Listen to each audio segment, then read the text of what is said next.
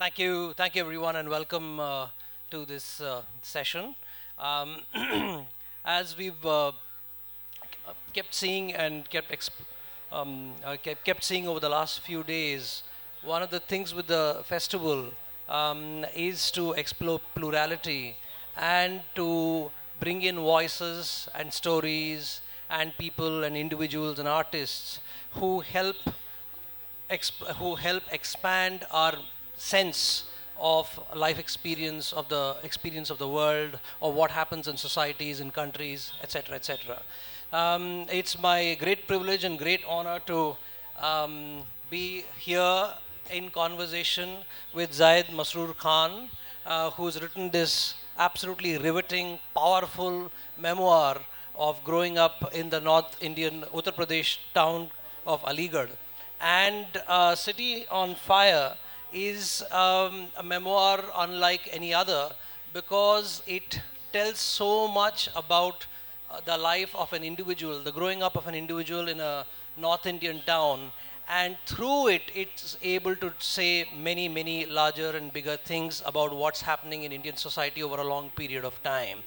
What's going to happen in this session is we are going to be in discussion, in conversation with each other for around 45, 50 minutes or so, and then we'll open it up to the audience for questions. My first question to you, Zahid, is what got you started on this book? And at any point of time, as we were discussing before we got here, feel free to expand, feel free to cut in, feel free to, it's like two friends chatting. That's it. So please, go ahead. Take it away. So first of all, thank you for having me here, Rahul. Thank you for having me here, MBIFL. So this is a very, very deeply personal book, City on Fire. So like I have been thinking of writing it since 2015.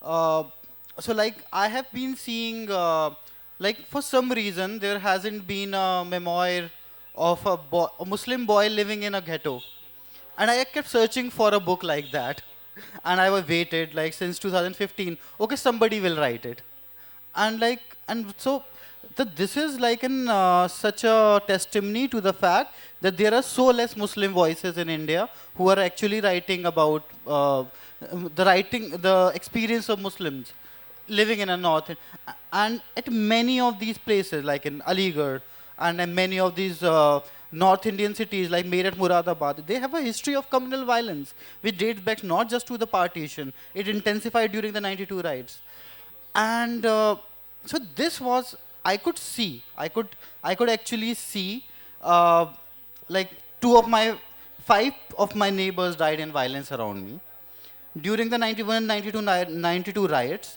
in Aligarh. 91 people died in my locality, and compared I always compare to this something called a Tulsa massacre which happened in US. Like 26 people died in US, like around 30 people, 13 African Americans died in America, and it has been immortalized in literature. People have written stories about it, people have making films about it. 91 people died in my locality. I could not find four references on the internet about it. So that is the kind of invisibilization of violence that we are talking about, and it's not just Muslims. It's any oppressed groups. So like, are we trying to like hide the history of violence and tormentation of the oppressed community? That is something that I think, and I think like more more stories like this needs to be written, and it is young writers from all around India who will write it. So that is one of the one thing that was I wanted to write this book about. Another was, there are so many stories. Like all of us have our stories. All of us think that our stories are special, you know. But when we try to write it, you find like I might be a villain in somebody else's stories. So you have to explore all of these dynamics also. So when I started making Hindu friends, and they are like, okay, Muslims are, they are the fans of Osama bin Laden, they are jihadis, all of those things. And I see like Muslims have so much demonized in popular culture, and like so the right now there is so much dehumanization of not just Muslims, of every oppressed group, be it Dalits, be it Adivasis, even women, like, even films like all of this, Animal and Kabir Singh, like they demonize women to an extent in a way that people will actually start hating them. So at such time, when such demonization is in process, the only thing that you can do is humanize these people. So this book is memoir. It's not just my story. It's also an attempt to humanize my locality, my city, and like even my community. Right. That's Right. one of the reasons. Right, right. You also say a lot about the constant normalization of trauma and violence, and the impact it had on the Muslim ghetto that you come from, in Aligarh. And one of the things that, I've been wanting to ask you about is, what did you find? Of course, we all know, I mean, in India, that there has been this normalization for a long time. Is there something slightly new or different about the normalization over the last maybe 10 years? Um, so like being a journalist who has worked on the ground for around 10 years, I would say that so like earlier there was whenever a violence against somebody happened, people will say it's a bad thing. Like I would say like my Hindu friends like and their neighbors, and they will like somebody says anything against a Muslim, the society will say it's a bad thing. No, don't say this. But right now there is not just acceptability of the violence, there is normalization of the violence. In fact, there is celebration of the violence. So I've been studying like there is an academic center for equity. Like they have been organizing researches on this. So one of the things which is very very striking is that all of these acts of violence against Muslims in India, all of these lynchings that are taking place. So there will not just be video recordings of these events. Like it will be posted on the social media as a celebration. So this so like that is what the difference I have seen. The violence is now being celebrated instead of being condemned.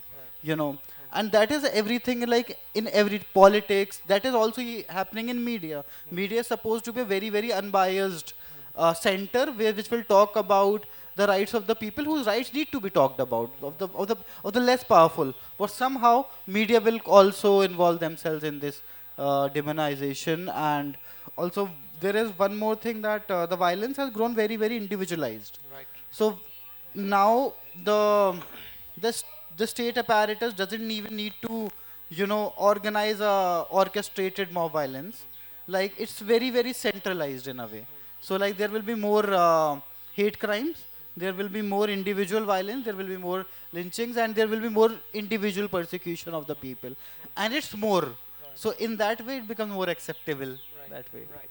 Right. I mean, so far Zayed has given us some of the broad contours, especially we in India, I think, would be fairly aware of, many of these contours. But we have a lot of also people from outside India, which is why we've taken some time to explain and unpack things to an international audience as well, because we've got lots of people from outside of India who are attending the festival. Now, my next question to you is like, in this book, first I'll make my point and then ask that question.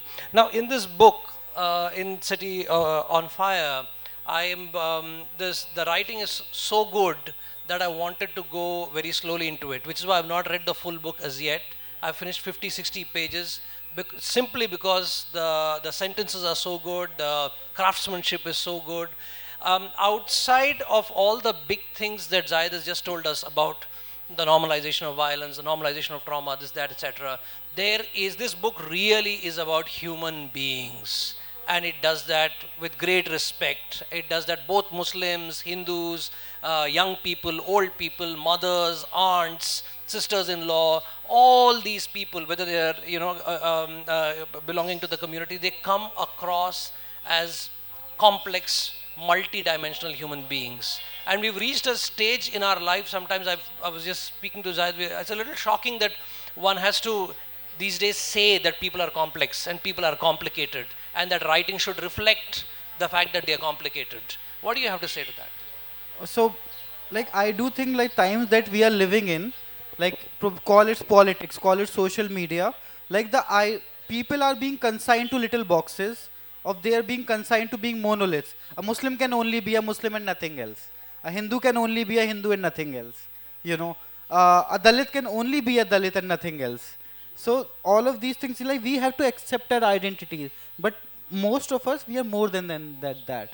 So there is one thing that that is happening in today's times, that a lot of people are because the social media is playing such a vital part in this, like all the essence of our humanity is being taken away from this, and that is also being taken away from this. I do also see capitalism also responsible for this, like we are becoming a product of the society, like it's like not like us that we are just buying products, we are also the products right now. So there is that, and like, and this is also because it also comes from capitalism. When we look at people, we want to suit other people according to our demands. Okay, I want everybody to be like this, everybody should believe in my political ideology, everybody should care about my sentiment. But when you look at people, when you actually meet people, and when we actually talk to people, there will be a lot of complications. People are made of so many contradictions that if we start telling the story of one person, if I start telling your story, Rahul, like there will be so many layers that even you wouldn't be aware of, and even you would have to go inside all of those traumas and all our childhood traumas and even the political system as well. So to say that people are simple, that's just a only a fool can say that. I would say that, like it's very important to see that, and like even the people who actually do violence. So there is something that I actually went and talked to the people who do violence, people who actually organize mobs and hunt Muslims in UP. So those I actually met and those people and try to understand them as well, and what is their point of view in one chapter only. I will not say that I actively try to do that in every chapter, but like there is that thing that, okay, like why is this happening, what do they think? And when you look at it, like all of these things, uh, they are so much reflection of the society and their childhood that they grow up in. It's astonishing. In every person I see a child for some reason, like a child who has been traumatized beyond limits. I see India as as a nation of traumatized people. I see my city Aligarh as a city of traumatized people. So there is, if we have to go into, therapists will start unpacking all of those things. It will take decades to unpack what we have done to ourselves. So I do think we should go into these complications. Right, right. It's a very powerful, resonant response. And speaking about that, I want to extend it a little further. You also, I mean, in the book, deal with it, with a lot of depth and nuance. Tell us a little bit about the coping mechanisms of cities that are traumatized, coping mechanisms of mothers, of fathers, of brothers, of sisters. Uh, yeah, how does the ghetto cope with trauma? That's a beautiful question, Rahul. So I do think that, so coping mechanism right now I see it's different for the younger people. It's different for the older people. Like people right now, if I see the when the politics is changing, the hatred, the Islamophobia is so much increasing. I see so many younger Muslims resorting to escapism. There is a lot of amount of escapism in everywhere. Like a lot of them turn to drug abuse also. And in other ways they will try to deny the reality. The space for being a Muslim and practicing Muslim is shrinking for them.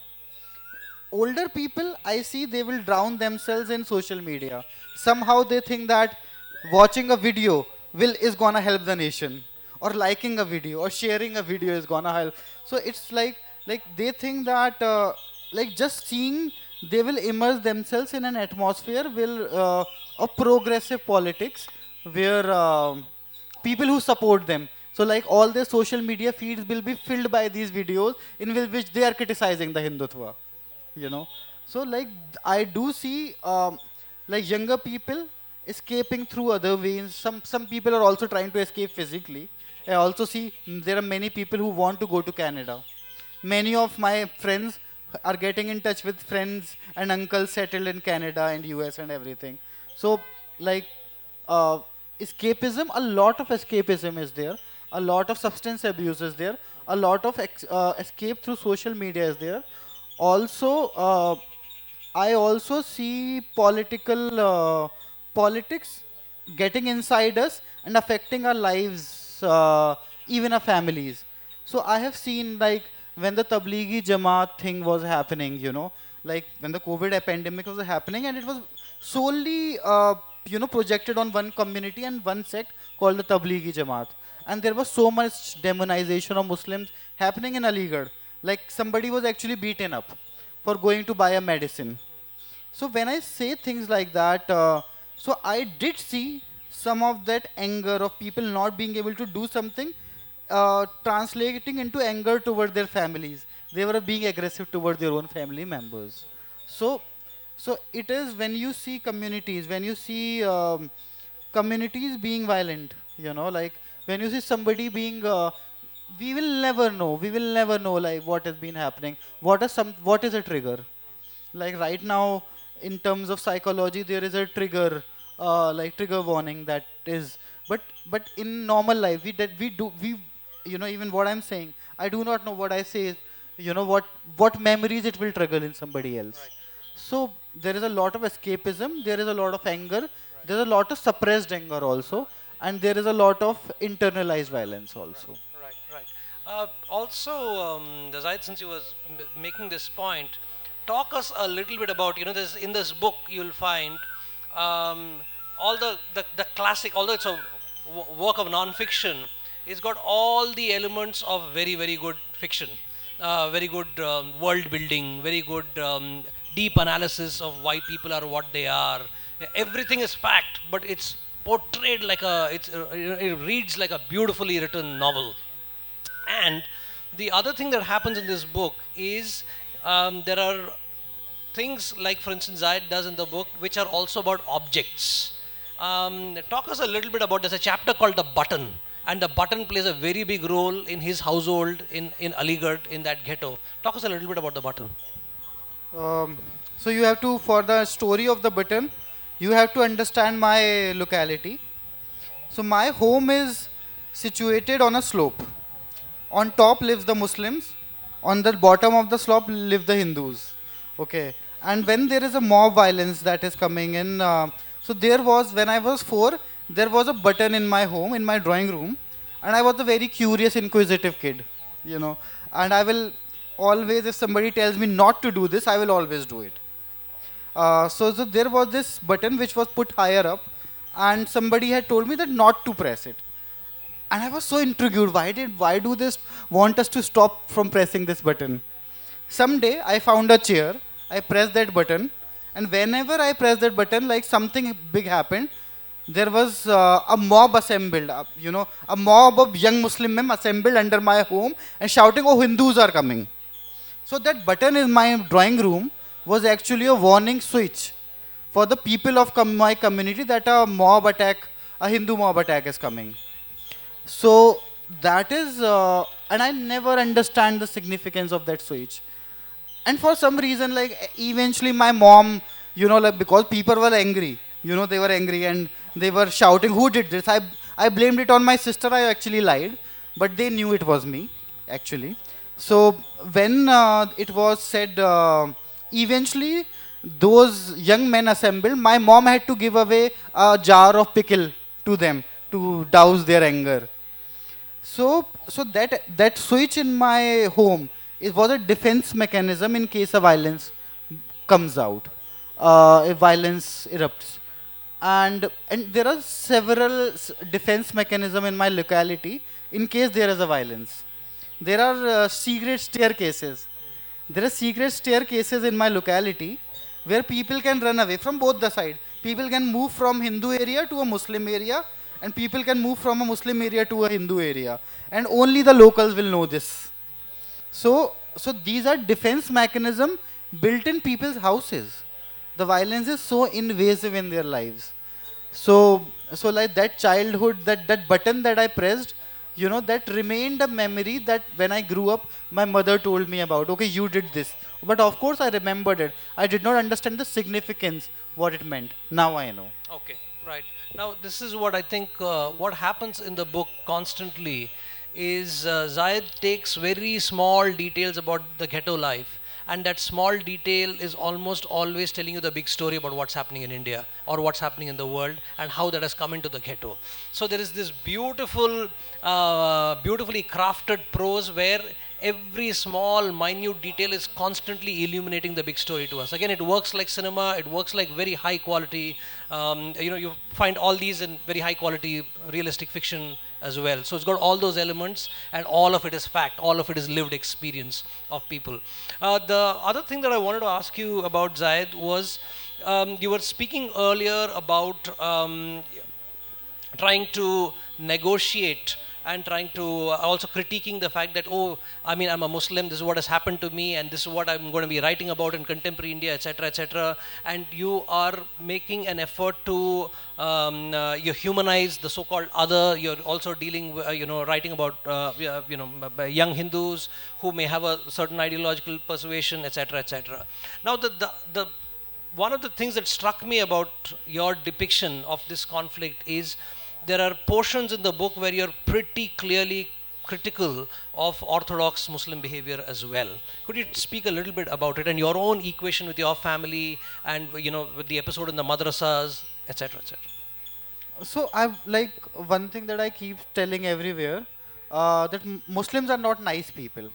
You know, like popular culture will either demonize us with either as really good people, good Samaritans, and or either as really villains. Like either we can be villains or either we can be good Samaritans. I keep saying everywhere that we are terrible people as much as you. Okay, we are Muslims are as terrible as the Hindus of this country, But that does not mean that we don't have to be nice to actually deserve the rights as a citizens. Even a bad person deserves their right as a citizen in this country. I don't have to prove myself to be good. Right. So that is something, and I do think like even my family, like every family is dysfunctional. Right. Okay. And that, like every Indian family is dysfunctional, my family is dysfunctional in its own way. So ghettos have their own problems. So there is of course a problem of how women are stopped from doing certain things. uh, and like there is a lot of restrictions on how they dress up and everything. But one thing that I also keep telling, like it's not as a patriarchy is the domain of the Muslims. It's the domain of the Hindus also. It's the domain of the Christians and Sikhs and white people also, by the way, who thinks themselves as savior of the world and women. For some reason, I don't know for some reason. So like I do think. When somebody says that Muslims will be in majority, they will be like this. I agree, by the way. Okay, I don't disagree with like a Muslim dominant India will be a very nice. It will be like this. They will be trying to. But the point here is that I try to make it. It's very easy to punch down. It's very difficult to punch up.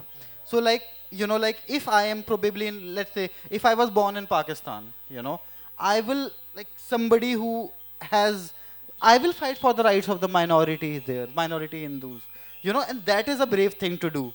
And the not brave thing to do is not to fight the Hindus in Pakistan. So that is something that most people are not understanding. So also there are, I would say that Muslims will make everything about the religion. Okay, like yeah, I understand. Like you believe in a God, I do believe in a God. Everybody believes in a God, but like, and that is something they should focus more on their rights as a citizen. I do know, like it is very easy to convince people to collect, or somebody said something against the Prophet, and they will assemble. But when there is a something about the rights, it's very difficult to convince them to come to things that actually matter. uh, it's not as if people should give up their symbols, people should give up their religious beliefs. I wouldn't say that, but there should be a new awakening where you should be try to understand the society through a prism of true rights. You should understand that you are a community under you know too much threat and too much surveillance right now. Everything, every symbol. It's not just the Muslims physically who are under attack. It's just symbolism also. Like, and also it's the kind of the normalization that you will be put in a box. For example, uh, like I have seen Muslims who are Satan worshippers also. By the way, I have written about it in my stories for Vice. And like, but for some reason, like everybody will think a Muslim will have a beard and will be very religious. I'm going to tell you there are so many religious Muslims around me at this time, and it's very very important to document all of that as well. Why? Because when you start putting people in boxes and monoliths, it dehumanizes them. So I do think there is Muslims have first have to rise up themselves to as equal stakeholders without any inferiority complex, as equal stakeholders as citizens of this country right now, rather than like just going back to the old ways. That is what I Okay, think. all right. Let me, I mean, return a little bit to something that you touched upon. We've been speaking all this while about ghetto life, about Aligarh, about communalism, communalization more than communalism, the constant everyday threat of, oh my God, there's going to be some riot or the other, and what that impact has on people, communities, religions, etc., etc. A slightly different question. You also speak so much about having a happy childhood. How happy was your childhood? My child. So this is a very very complicated question. This is the most political question of the all that you have asked. Okay, so like every childhood, like when I look at my childhood, I look at my childhood as only happy.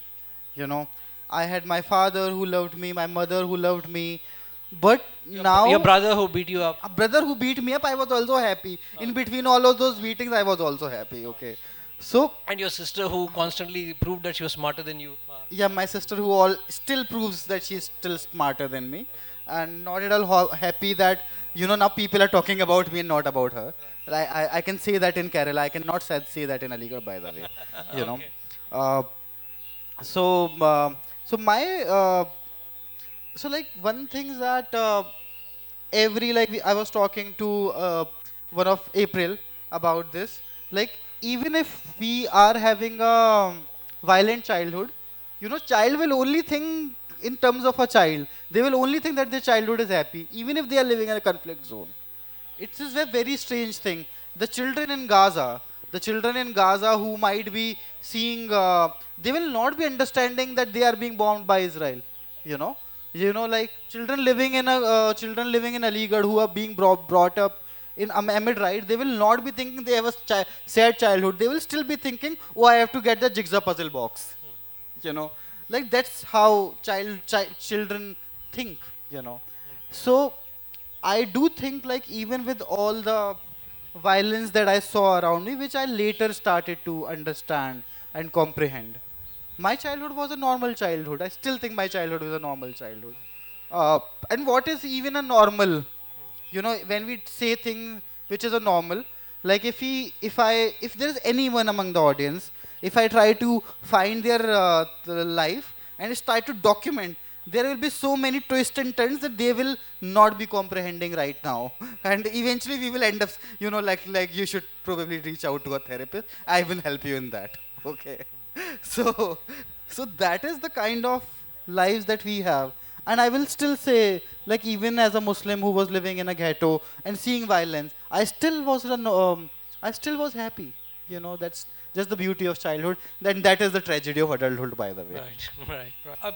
Another, I think, question that I have for you, I think it'll be very good if once they, if you share it with the audience.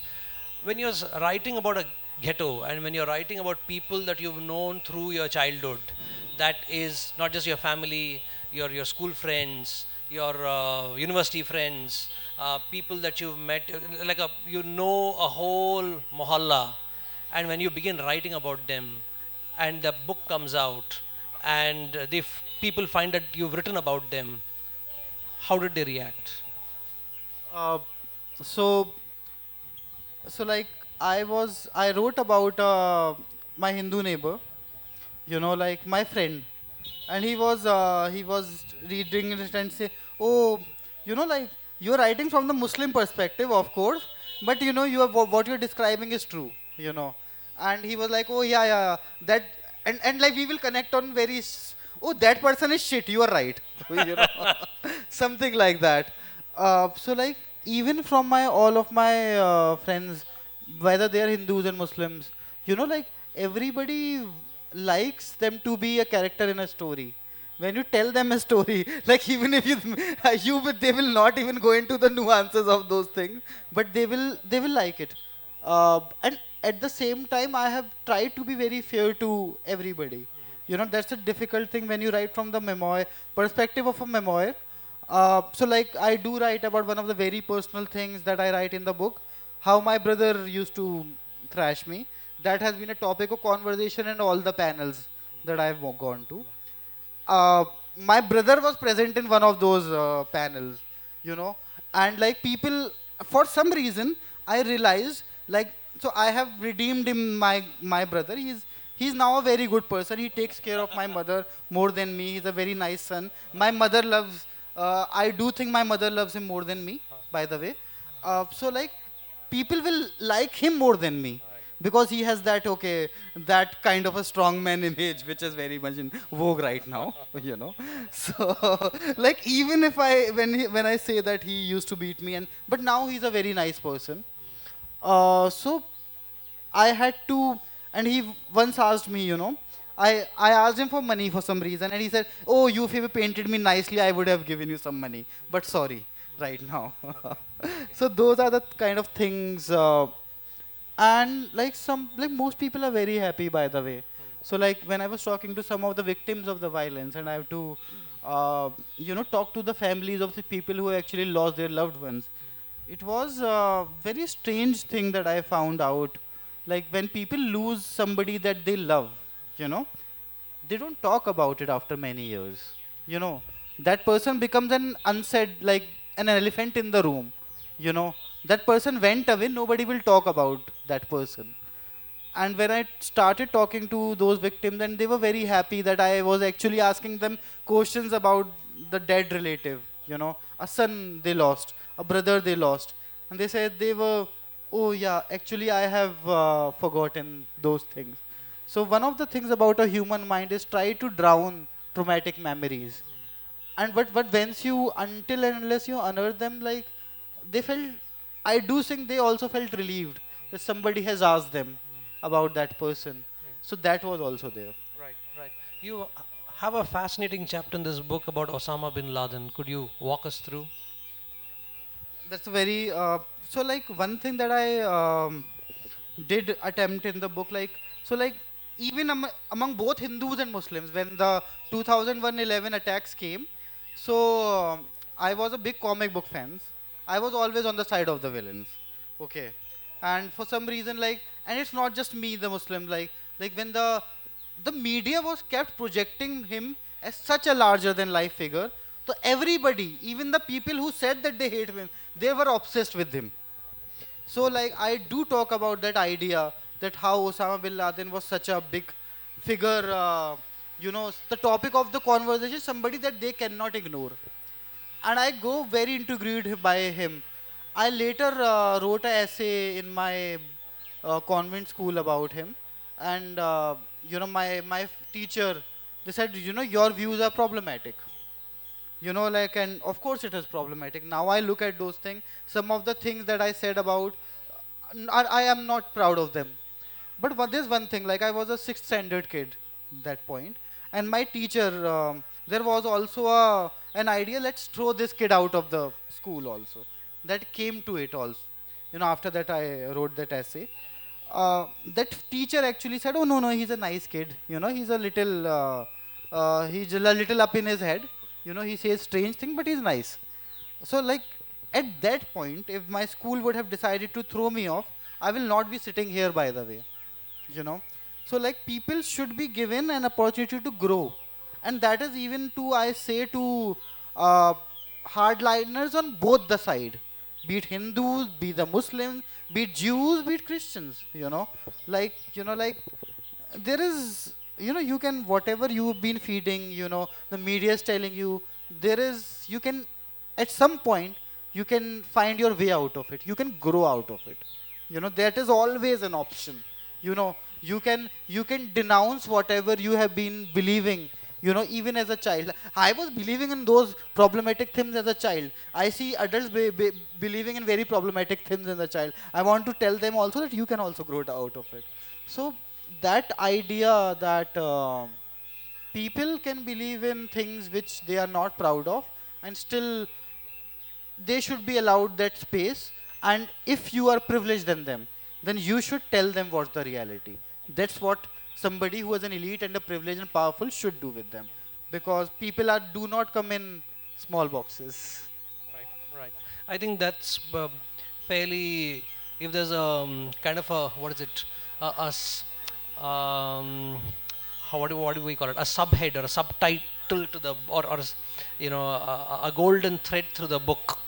It would be that people are not in boxes. That people do not come to you in neat categories, and that's I think a constant effort through the memoir.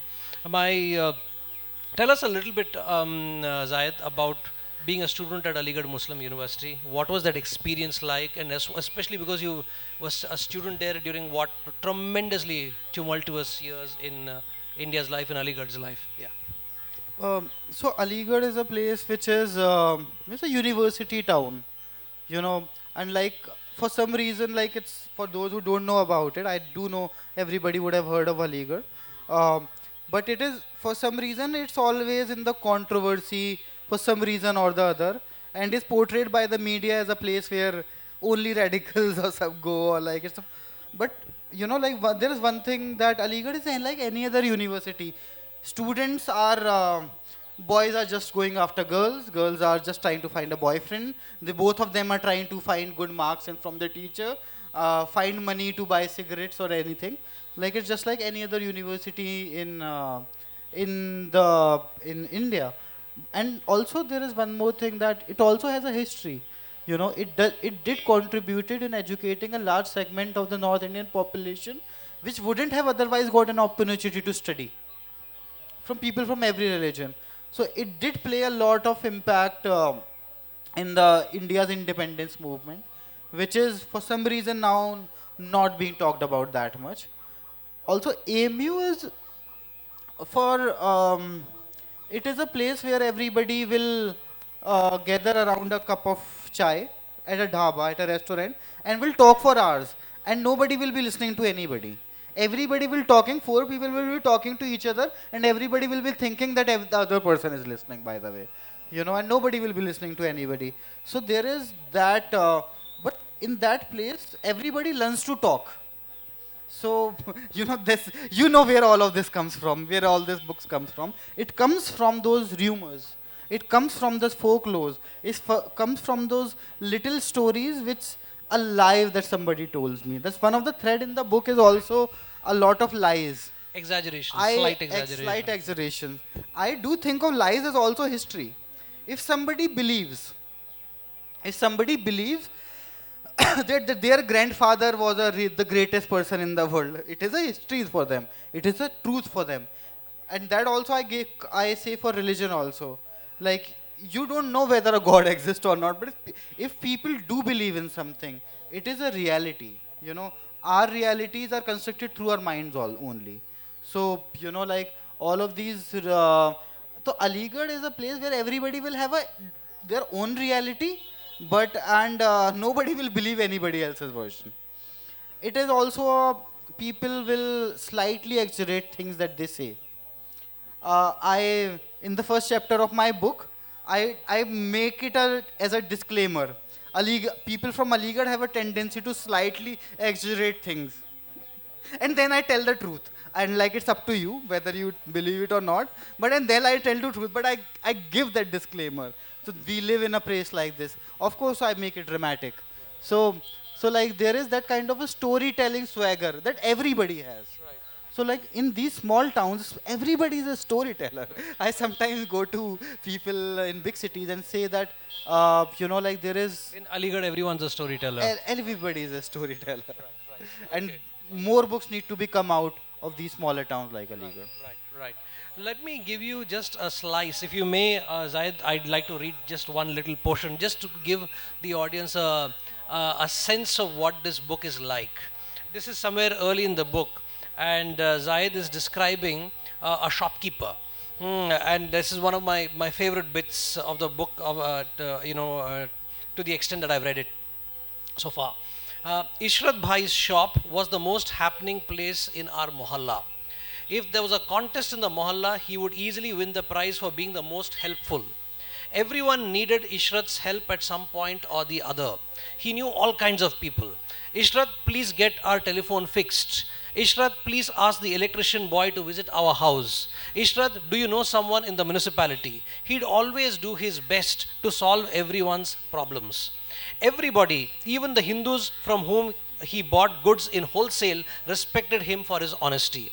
For some reason, he always kept smiling, almost constantly and seemingly effortlessly. As he grew older, the smile remained, but it grew more and more forced with every passing year. The neighborhood rumors said that beneath the smiles, Ishrat had been sad for a long time. The reason was unrequited love. When he had fallen in love, he had shown my mother a photograph of his beloved. The girl was almost too beautiful for him, but they loved each other. Ammi reached out to her network to send word to the girl's family to tell them what a good boy Ishrat is. But her family declined.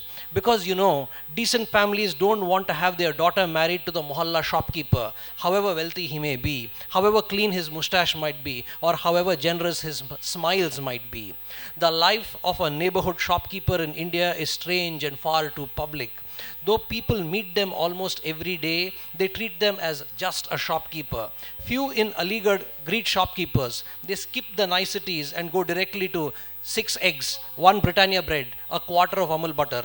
Nobody asks them whether they are in pain, whether they have recovered from their last heartbreak, or why they did not marry. Now, this is just like absolutely masterful writing. What struck me so much about just this, my favorite page in the book so far, see how effortlessly is cut through Hindu, Muslim, this, that, etc. He has just gone to the human experience of, I mean, it is so common. We look at shopkeepers and we don't see a human being. It's so common. So I found that, Zayed does this pretty much constantly with almost every person that he's met and he's writing about. Right. Yeah. A little more about the everyday life of Aligarh. Everyday life that doesn't get captured. Right. So one thing that I like came out of reading is like everybody wants to look at the world through their own way, and everybody wants to discard other people's point of view. So in that regard, what's the truth? So you have to consider, the worldview of the other person, that you consider the other as their own as their reality. That is something that I try to also make very evident in the book. Also, like there is a lot of class, like one thing that I like, the book has been mostly been talked about in reviews and in most of the stories that have been in terms of the Hindu-Muslim conflict. But there is also an element of class which cuts across these things. You know, if you are a poor person, whether you are a Hindu or a Muslim, you don't matter to the state. By the way, Right. like when the pandemic came, it's many people, who were fighting to get to the government hospital. They were dying in like scores and scores and scores. It was not even being reported. Now a WHO, report came and said that so many people died. But at that time, it was not even getting reported. So in that way, somehow to like class, I do still think in everything in India, it diminishes you in many ways. You know, like I did see like people will make sagas of nobility. If a rich person does a little thing, it will made be into a sagas of nobility. It was so noble, and their faults will be hidden. And like if there's a person who doesn't come from a well-off family, even the little things will be picked up. So that power dynamic defines everything that we say. So that is something that I try to project, like not everybody is an equal, like when we say that we are an equal citizen of this country, like that is, we get the equal rights and we should get equal rights, but not everyone is an equal. Like somebody who comes, who's like like let's not even auto rickshaw wala, like somebody who runs a restaurant is not on a equal footing from me, even if that person is wealthier than me, you know. So that power equations of that elitism and wealth should be counted. Right. Okay. Thanks. Thank you so much. I think we can open it up for audience questions. We've got around 8 minutes or so. I just request the audience to keep their questions, observations a little short because I think there are quite a few people who need to speak. Hi, thank you so much for this discussion. I'm partway through reading the book, and one thing which I've mentioned to you earlier before this panel that I loved about it so much is it is, after all, a memoir of a boy, from the perspective of a boy. And what I feel like you've done so well is when writing from the perspective of children, it can be so easy to either infantilize the children or to over mature them, to give them a grown-up's mind. And this is even more complicated because it was your own mind. It is the same mind that you had, now as a grown-up that you were when you were young. As you're writing this memoir, how did you make sure that you were getting the kind of very particular magical thinking that a boy's mind conjures up, not something that's just, dumb or stupid because this child is a child, and nothing that was overly, that you sort of filtered in your adult mind to change? How did you make sure that it was something that felt authentic in the strange way that children's minds are, and at the same time allowed you to tell a larger, much more complicated story through it? So April, one of the things that actually helped me tragically was the pandemic, you know. So I was cut off from rest of the world. So like I was working for COVID relief at that point, and I was told, so like at every point, like when we were helping people in for the relief, like like somebody will die. Like every day 10 people will die. It was written at such a tragic time. There was so much death around me. So at that point, going to that point of childhood was an escape for me also. I would, after the COVID relief thing, I will go to my home. I would just jot down my childhood memories, and that was a place of peace for me. You know, and also like I would, and for some strange twist of destiny, I was also in locked up in Aligarh. If I would have locked up in Delhi in the pandemic, this book wouldn't have been there. So I was locked up in my childhood home that I had faced so much trauma in. I had no other way to escape that. Also, I was locked in with my brother and my mother, whom I tried to negotiate my family, like my relations with. I was not that close to my mother for some, like everybody will know it when they read the book, So like I did come, so like that kind of space, that I had. So I would go back to my childhood memories only. And I will, and by the way, everybody who knows me, I have a very good memory. I will remember what something said 10 years ago in very evident detail. So that is something. Also, there are other ways that kind of magical idea of child. So that also comes not just across in the stories that I tell, that is also told through other people's stories. So like if you go to a small town, if you go to a village, I do see that as a magical place only. Like I do see a lot of civilization, a lot of infrastructure. It is what takes the magic away from us. Aligarh is still suspended in time like 20 years ago. If I go them, still the same people, still the same kind of buildings, still the same shopkeeper who was selling me stuff 20 years ago. So it's very easy to go back to into that state of mind. I did read a few things. I did listen to a music that I was growing up while I was, when I was at that child. So like I have always listened to music in my life. So if I have to go back to like 12 years, I will start listening to the music I was listening as a 12-year-old. Okay. I will start talking to a person that I was meeting as a 12-year-old. So I played all of these games with my own mind, you know. And I do still feel that, like everybody else, there's still a child inside me. I just have to find me. And the isolation that pandemic provided was, in fact, an important thing in that.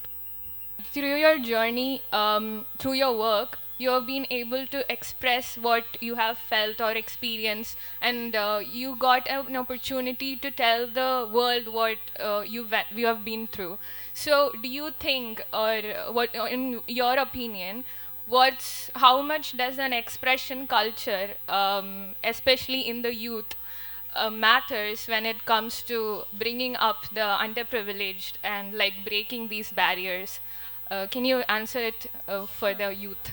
I do think it's very, very important, and you should believe more than, um, like, especially in India, like elders. I'm sorry, like for so many older people sitting in the audience, but like when like, and you have been a young person also at some point. When you start telling the truth, everybody is so offended, you know. And I celebrate the youth, especially for saying, expressing things as they are. So you have to be confident. Nobody will believe in you at first, but as you keep getting louder, people will start believing in you. So there is that. It is a very, very important thing. And even for people, like, I would say, like, I am a very, very big votary of freedom of expression. So that brings in a added thing, like what if somebody says is problematic? Like, as young people, we don't know what we are saying. Like, I was thinking, like, I wrote about Osama bin Laden. I did not know how it will age with time, you know. So please keep speaking your mind, and keep correcting yourself at the same time. I think that is enough. That is what we can do in one lifetime.